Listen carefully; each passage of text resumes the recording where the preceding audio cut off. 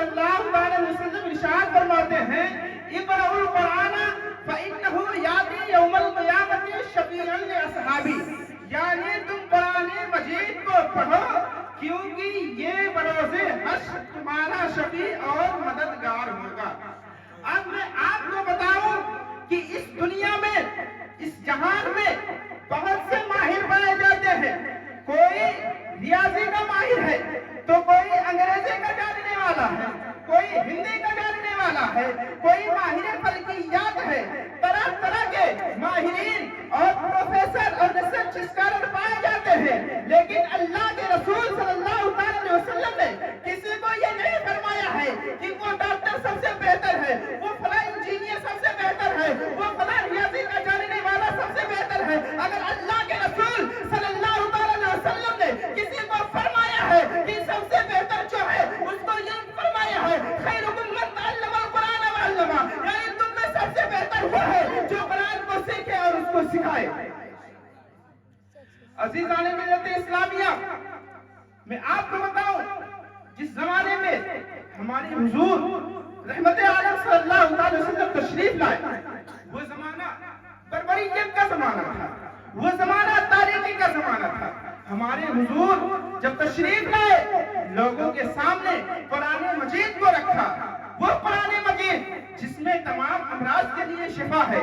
جس میں تمام امراض کے لیے شفا پایا جا رہا ہے۔ عزیزان ملت اسلامیہ، جب اللہ کے رسول صلی اللہ علیہ وسلم نے قرآن مجید کو لوگوں کے سامنے پیش کیا تو اس کے فصاحت و بلاغت کے سامنے اپنی گردنیں جھکا دی، جس کی ترجمانی کرتے ہوئے اعلیٰ حضرت فرماتے ہیں تیرے آگے یوں ہیں دبے لچے فصحا عرب کے بڑے بڑے، تیرے آگے یوں ہیں دبے لچے فصحا عرب کے بڑے بڑے، کوئی جانے منہ میں زبان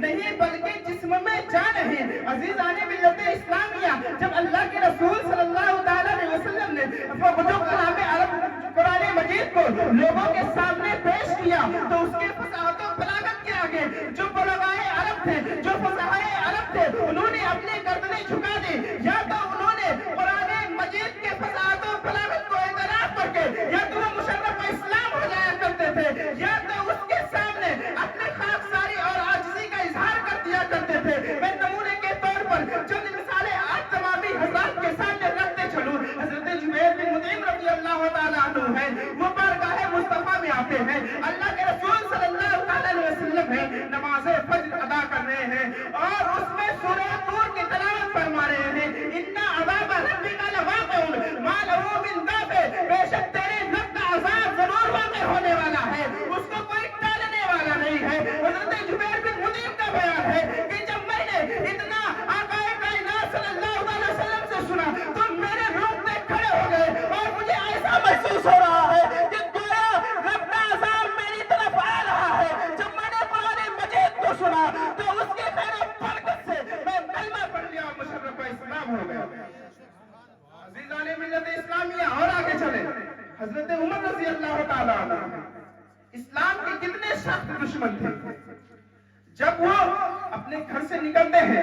اپنے بہن کے گھر جاتے ہیں تو قرآن کے فیضان سے جب وہ قرآن مجید کو سنتے ہیں تو وہ مشرف اسلام ہو جایا کرتے ہیں۔ اور آگے چلے، اسی طرح حضرت زماد بن ثعلبہ ہیں، وہ بہت بڑے حاکم تھے، بہت بڑے فصیح و بلیغ تھے۔ جب انہوں نے اللہ کے رسول صلی اللہ علیہ وسلم کی بارگاہ میں آئے اور انہوں نے قرآن مجید کو سنا، جب اللہ کے رسول صلی اللہ علیہ وسلم سے قرآن مجید کو سنتے ہیں تو اپنے صنادید کے پاس جاتے ہیں، اپنے بڑے بڑے لوگوں کے پاس جاتے ہیں اور ان سے کہتے ہیں اے لوگوں سنو سنو، جو اللہ کے رسول صلی اللہ علیہ وسلم قرآن مجید کو پیش کر رہے ہیں وہ کوئی جادو نہیں ہے، وہ کوئی سحر نہیں ہے، وہ کسی انسان کا کلام نہیں ہے، بلکہ وہ کلام الہی ہے، وہ رب العالمین کا کلام ہے۔ اور وہ کہتے ہیں اس میں ایسی باتیں ہیں جو اپنی طرف کھینچ لیتی ہیں اور دل میں خدا کا خوف لاتی ہیں۔ اور آگے چلے، اسی طرح زماد بن ثعلبہ ہو گئے، اسی طرح عتبہ بن ربیعہ ہیں جو خطیب قریش تھے، ان کا بیان ہے کہ ایک مرتبہ میں بارگاہ مصطفیٰ میں آیا، اللہ کے رسول صلی اللہ علیہ وسلم کے جب پاس میں آیا تو اللہ کے رسول صلی اللہ علیہ وسلم کہیں باہر تشریف لے جا رہے تھے، ان کے پیچھے جو ہے بچوں کا جھنڈ لگا ہوا تھا، بچے ان کو گھیرے ہوئے تھے، ان کو پاگل اور دیوانہ کہہ رہے تھے، ان کو مجنون کہہ رہے تھے۔ مصطفیٰ کریم صلی اللہ علیہ وسلم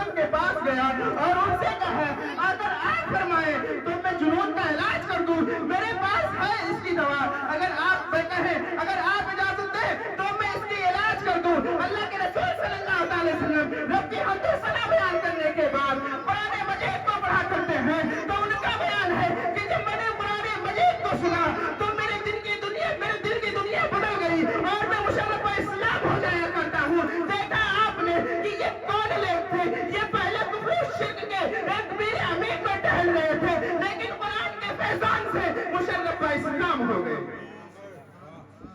عزیزان ملت اسلامیہ، آج جتنے مذاہب پائے جا رہے ہیں، جتنے ادیان پائے جا رہے ہیں، سب اپنے مذہب کی حقانیت پر کوئی نہ کوئی کتاب رکھتے ہیں۔ کسی کے پاس تورات ہے تو کسی کے پاس انجیل ہے تو کسی کے پاس زبور ہے، لیکن یہ تمام کتابیں جو ہے ہؤلاء الکتب منزل من السماء، یعنی یہ تمام کتابیں جو ہیں یہ آسمان سے تو نازل کی گئی ہیں، لیکن لوگوں نے اس میں تحریف پر ڈالی، لوگوں نے اس میں تحریف پر ڈالی۔ جو باتیں انہیں اچھی لگی اس میں رکھا، اور جو باتیں ان کے موافق نہیں تھی اس کو خارج کر دیا، اس کو نکال دیا۔ لیکن قرآن مجید ایک ایسی کتاب ہے کہ صبح، یعنی جس وقت قرآن مجید نازل ہوئی ہے اس وقت سے لے کے آج تک اور انشاءاللہ صبح قیامت تک جیسے ہے ویسے رہے گی، کیونکہ اس کی حفاظت کی ذمہ داری کسی انسان کے بس میں نہیں ہے، بلکہ اس کی حفاظت کی ذمہ داری جو لے رکھی ہے وہ اللہ رب العزت کی ذات ہے۔ اللہ رب العزت فرماتا ہے اِنَّا نَزَّلْنَا الذِّکْرَ وَإِنَّا لَهُ لَحَافِظُونَ، بے شک ہم نے قرآن کو نازل کیا ہے اور ہمیں اس کی حفاظت کرنے والے ہیں۔ تو آپ اندازہ لگائیں جس کی حفاظت کی ذمہ داری رب تعالیٰ نے رکھا ہو، دنیا میں کوئی ایسی چیز نہیں پائی جائے نہیں کہ اس کو مٹا دے۔ عزیزان ملت اسلامیہ، اور ہمارے پاس ایسی معتبر کتاب ہے، ایسی مقدس کتاب ہے، ہم اس کی اتباع نہیں کرتے، بلکہ ہم یہود و نصارہ کی طرز زندگی کو ہم وہ کام کرتے ہیں جو ہمارے اغیار کرتے ہیں۔ لیکن میں آپ کو بتاؤں، اگر آپ چاہتے ہیں کہ کامیابی آپ کی قدم چھوئے تو آپ کو رسول پاک صلی اللہ علیہ وسلم کی محبت کے ساتھ ساتھ قرآن کی تعلیمات کو عام کرنا ہوگا۔ جب آپ قرآن کی تعلیمات پر عمل کریں گے اور رسول پاک صلی اللہ علیہ وسلم سے محبت کریں گے تو آپ کامیاب ہو جائیں گے۔ لیکن اگر آپ سوچیں کہ ہم صرف رسول پاک صلی اللہ علیہ وسلم سے محبت کریں اور قرآن کی تعلیمات کو چھوڑ دیں جو ہمارے اغیار طور و طریقہ اختیار کر رہے ہیں، اب اس پر چلیں تو آپ کبھی کامیاب نہیں ہو سکتے ہیں۔ اسی کی ترجمانی کرتے ہوئے ڈاکٹر اقبال فرماتے ہیں ہر کوئی مسمع ذوق تماشائی ہے، تم مسلمان ہو یہ انداز مسلمانی ہے، حیدری فخر نہ دولت عثمانی ہے، تم کو اسلام سے کیا نسبت روحانی ہے، وہ زمانے میں معزز تھے مسلمان ہو کر اور ہم خار ہوئے تاریخ قرآن ہو کر۔ عزیزان ملت اسلامیہ، اور میں آپ کو بتاؤں، ایک مرتبہ اللہ کے رسول صلی اللہ علیہ وسلم نے ایک شخص کو سورہ اخلاص کی تلاوت کرتے ہوئے دیکھا تو اس سے فرمایا وجبت، واجب ہو گئی۔ تو وہ عرض گزار ہوتے ہیں یا رسول اللہ کیا چیز واجب ہو گئی؟ تو اللہ کے رسول صلی اللہ علیہ وسلم نے فرمایا جنت، یعنی جنت واجب ہو گئی۔ کس چیز میں فرما رہے ہیں؟ سورہ اخلاص میں فرما رہے ہیں۔ تو ہمیں بھی چاہیے کہ ہم بھی سورہ اخلاص کی تلاوت کریں اگر جنت میں جانا چاہتے ہیں۔ لیکن میں آپ کو بتاؤں، صرف آپ یہ مت سمجھ لینا کہ آپ سورہ اخلاص پڑھ کے صرف جنت میں چلے جائیں گے۔ اس کے ساتھ ساتھ جو فرائض و واجبات ہیں ان پر بھی آپ کو عمل کرنا ہوگا۔ جو آپ کے ذمہ فرائض پائے جاتے ہیں، یعنی نماز لے لیجئے، روزہ لے لیجئے، اگر آپ استطاعت رکھتے ہیں کہ حج بیت اللہ کریں تو ان تمام چیزوں کو آپ کو کرنا ہوگا۔ پھر اس کے بعد جب آپ سورہ اخلاص پڑھتے ہیں تب آپ کا کا ٹھکانہ جنت ہوگا۔ اللہ کے رسول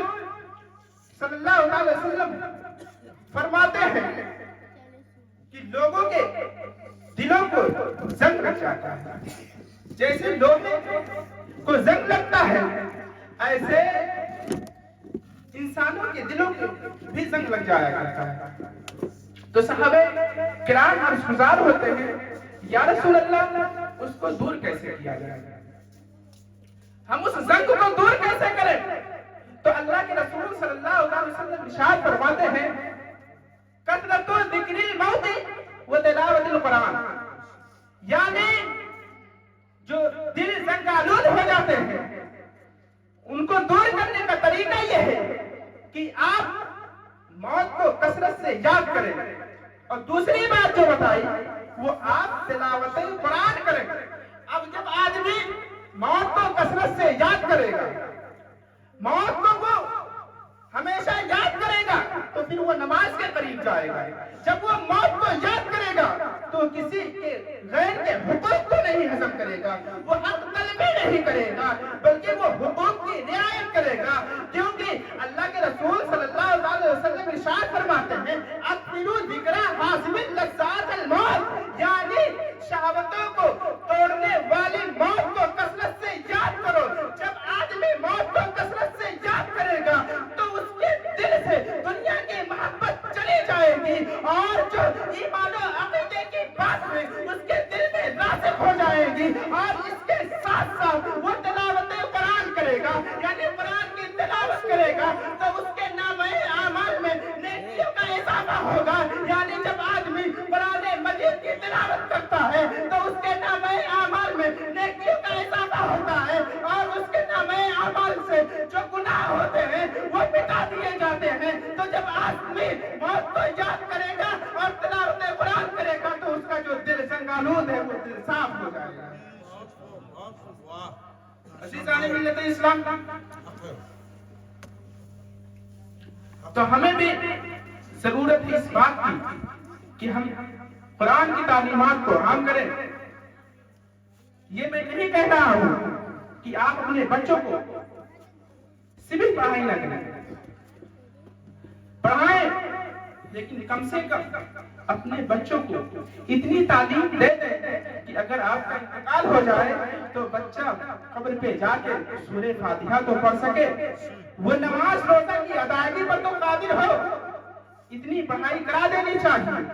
بس میں اپنی گفتگو کو یہیں پر ختم کرتا ہوں۔ مولا تبارک و تعالیٰ کی بارگاہ میں دعا کروں کہ مولا ہمارے بولنے میں اگر کوئی بھول چوک ہوئی تو اسے معاف عطا فرما۔ میں توبہ کرتا ہوں، استغفر اللہ ربی من کل ذنب و اتوب الیہ، وما علینا الا البلاغ۔ السلام علیکم۔